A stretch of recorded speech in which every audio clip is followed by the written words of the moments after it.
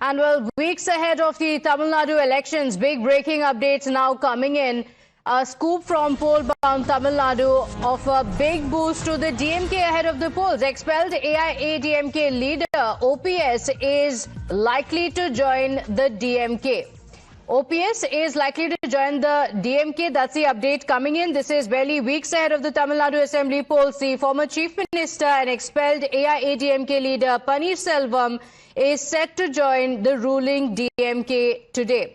So OPS along with his supporters are likely to join the DMK in the presence of the Chief Minister and other DMK leaders. My colleague Dharani is joining us on the broadcast with the details. And Dharani, this will be quite a defining moment because OPS is known as a loyalist of Amma joining the rival DMK now. What are the details? What's expected? And are there also going to be other supporters who will be joining the party along with him? OPS got expelled from ADMK a few years back, and since then he's been urging for unified ADMK. But despite his request, Edappadi Palanisammy has been stubborn that he will not re-induct any of the expelled leaders back into the party. Now we're given to understand two sources that this morning OPS is likely to join the DMK in front of Chief Minister M.K. Stalin. This will happen at the party headquarters is what sources tell us. So definitely, as you rightly said, OPS is seen as a loyalist of Jayalalitha and MGR.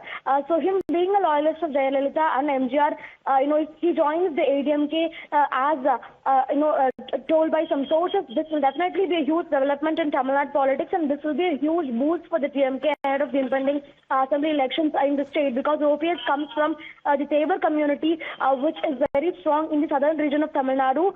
The DMK has been increasing its foothold in the southern region of Tamil Nadu. So OPS's inclusion in the DMK will definitely increase its prospects in the southern region, especially among the Tabor community.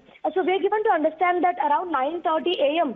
is when this inclusion will take place. OPS will arrive at the party headquarters here in the DMK office, and he will formally join the DMK, is what sources tell us, in front of Chief Minister M.K. Stalin.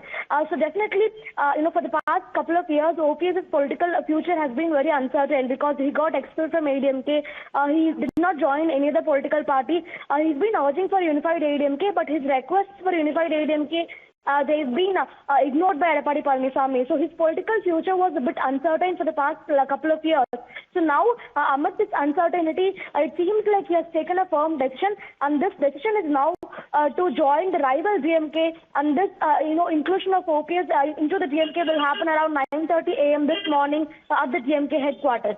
Okay, so Dharani, there were also a lot of efforts being put in by the NDA as well to bring him over to the NDA side. So on one hand, you have Shashikala, who recently announced that she will be launching her own party, which means that she will not be extending support. On the other hand, you also have now OPS, who has decided to join the DMK.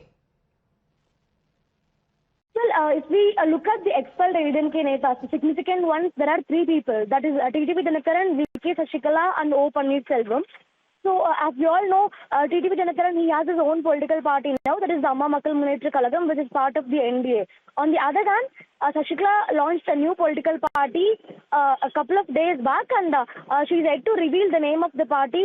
She just unveiled the flag of the party, and she is yet to announce which side her political party is going to support, or whether she is going to contest the polls alone. That is something that she is yet to make it clear. On the other hand, the third person in this list, that is O Panneerselvam, he is today joining the DMK, is what sources tell us. So all the three expelled AIADMK netas, they've taken different routes. On one hand, TTV Dinakaran, with his own political party, he is now part of the NDA.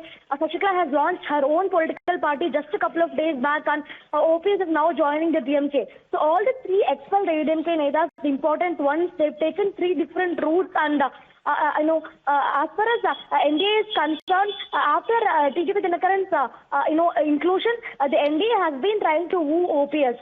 In fact, we've seen former Tamil Nadu BJP Chief K. Annamalai inviting OPS back into the NDA at public forums on multiple occasions. But despite Annamalai being hopeful that OPS will join the NDA, now it looks like OPS has taken a different decision, and he's now going to side with the DMK. So this will be definitely a minor disappointment for the NDA, especially for leaders like K. Annamalai, who have been batting for OPS to join the NDA. This will definitely be a minor disappointment for them. But OPS OP's political relevance in Tamil Nadu has been going down year after year. Yes. Although he doesn't come with a huge, support along with him, he himself as an individual, he possesses some relevance in the state until this point. So he will be able to win the constituency that he is contesting in.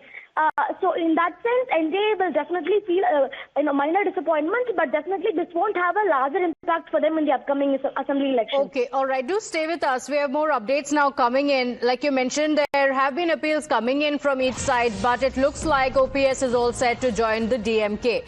So it is expected at 9:30 a.m. in just a few moments from now. We are expecting the DMK to welcome OPS into their side. In fact, Chief Minister M.K. Stalin is also going to be a part of this event. So in the presence of the Chief Minister, O Panneerselvam is going to join the DMK. So Dharini, you spoke about the kind of political influence that he has, mentioning that it may not have a larger significance as such because he is not known as a mass leader. But tell us the political significance of OPS joining the DMK side, because for the AIADMK to be united, there have been efforts that have been coming in from the BJP. Well, definitely OPS belongs to the Teva community, which is from the southern region of Tamil Nadu. And as I told, the DMK has been trying to increase a foothold in the southern region. So his inclusion in the DMK alliance will definitely a boost for them ahead of the assembly elections.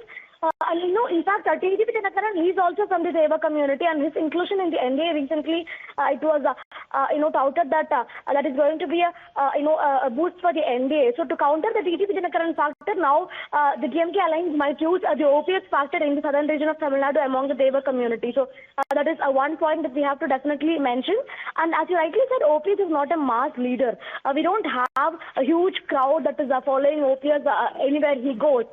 Even in all the political events and in all the public meetings that OPS is participating in, we will not be able to see thousands and lakhs of people coming there enthusiastically or coming there excitedly to see OPS. So he's not a mass leader, but he's known to be a loyalist of J. Jayalalitha and MGR, and in fact, in the previous decades, also in a couple of instances, when Jayalalitha had to be, when Jayalalitha had to step down from the chief ministerial post, she preferred OPS to be her temporary replacement. So, OPS had that kind of loyalty. He had that kind of a trustworthiness when it comes to J. Jayalalitha and MGR.